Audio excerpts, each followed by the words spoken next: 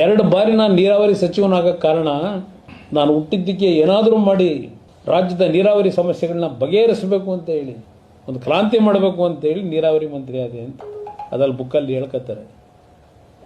ಆ ಬುಕ್ ಓದಿದ್ರೆ ನೀರು ಹೆಂಗೆ ಉಳಿಸ್ತೀನಿ ಅಂತಕ್ಕಂಥದ್ದಕ್ಕೆ ಏನೂ ವಿಷಯವೇ ಇಲ್ಲ. ಯಾವ ಪೇಜಲ್ಲಿ ನೋಡಿದ್ರು ಯಾವುದೋ ಹಳೆ ಕಥೆಗಳು ಏನೋ ಯಾವುದೋ ಬೇರೆ ಬುಕ್ಕಲ್ಲಿ ಬರ್ದಿರೋದನ್ನ ಇದಕ್ಕೆ ತೆಗೆದು ಹಂಗೇನೆ ಕಾಪಿ ಪೇಸ್ಟು.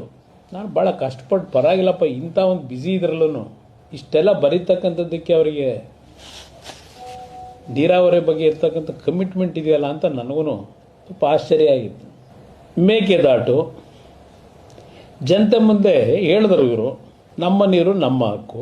ಇಲ್ಲಿ ಪ್ರಶ್ನೆ ಸುಪ್ರೀಂ ಕೋರ್ಟಲ್ಲಿ ಹೌದು ಮೊನ್ನೆ ತೀರ್ಪು ಕೊಟ್ಟಿರೋದು ಕರ್ನಾಟಕಕ್ಕೆ ಸಂದಂತ ಜಯ ಅಂತಾರೆ. ಸುಪ್ರೀಂ ಕೋರ್ಟ್ ಹೇಳಿರೋದೇನು, ಮೇಕೆದಾಟು ವಿಷಯದಲ್ಲಿ ನೀವೇನು ಬಂದಿದ್ದೀರಿ, ನಾವು ಟೆಕ್ನಿಕಲಿ ಇದ್ರ ಬಗ್ಗೆ ತೀರ್ಮಾನ ತಗೊಳ್ತಕ್ಕಂಥದ್ದಕ್ಕೆ we are not actually technical persons, ನೀವು CWS ಮುಂದೆ ಹೋಗಿ ಅಂತಕ್ಕಂಥದ್ದನ್ನು ಹೇಳಿದ್ದಾರೆ. ಅಲ್ಲಿ ಹೋಗಿ ಈಗ ಇವರು ಸರ್ಕಾರದಿಂದ ಇವರು ಅಧಿಕಾರಿಗಳು ಇವರು ಅಹವಾಲು ಕೊಡಬೇಕಾದ್ರೆ ಇವರು ತಮಿಳ್ನಾಡರು ಸುಮ್ಮನೆ ಕೂತಿರ್ತಾರೆ, ಅವರು ಕೊಡ್ತಾರೆ. ತಮಿಳ್ನಾಡರು ಇವ್ರ ಪಾರ್ಟ್ನರೇ ತಾನೆ, ಕೂತ್ಕೊಂಡು ಮಾತಾಡಬೇಕಲ್ಲ ಹೋಗಿ. ಇಲ್ಲಪ್ಪ ನಿಮಗೂ ನೀರು ಕೊಡ್ತೀವಿ, ನಾವು ನೀರು ತಗೋತೀವಿ ಒಪ್ಪುಗಳೇ ಅಂತೇಳಿ.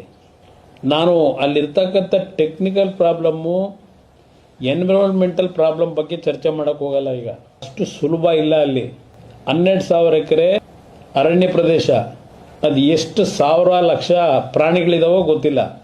ಕೇಂದ್ರ ಸರ್ಕಾರದ ಅಡಿಯಲ್ಲಿ ಇರ್ತಕ್ಕಂಥ ಈ ಪ್ರಾಧಿಕಾರಗಳು ಬರೀ ಕೇಂದ್ರ ಸರ್ಕಾರದ ಪವರ್ ಇಲ್ಲ. ಅಲ್ಲಿ ಪ್ರಜಾಪ್ರಭುತ್ವದ ಈ ಒಂದು ಒಕ್ಕೂಟದ ವ್ಯವಸ್ಥೆಯಲ್ಲಿ ಎಲ್ಲ ರಾಜ್ಯಕ್ಕೂ ಸಂಪಾಲೆ ಕೊಟ್ಕೊಂಡಿದ್ದಾರೆ. ಇವ್ರು ಹೇಳ್ತಾರಲ್ಲ ಮಹದೇವಪ್ಪನವ್ರ ಸಂವಿಧಾನ, ಅದರ ಪ್ರಕಾರ ಎಲ್ಲ ರಾಜ್ಯಕ್ಕೂ ಈಕ್ವಲ್ ರೈಟ್ಸ್ ಕೊಟ್ಟುಬಿಟ್ಟವ್ರೆ.